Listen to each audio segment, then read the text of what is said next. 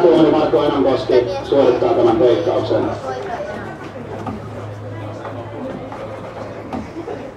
Kotijoukkueen kapteeni siis numero 55 Oliver Kanta, numero 10 Benjamin Ylipää, numero 22 Akseli Arvaja sekä numero 12 Tuukka Lehto.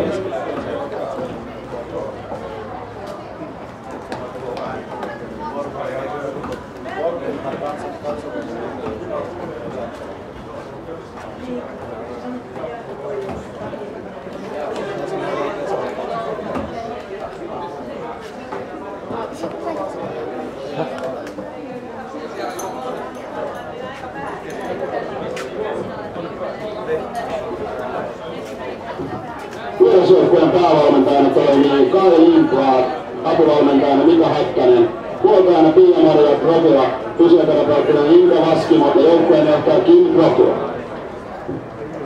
Kotijoukkueella puolestaan päävalmentaja jo pitkällä aikaa ollut Marko Hyssy, apuvalmentajillaan hänellä Hannes Mattila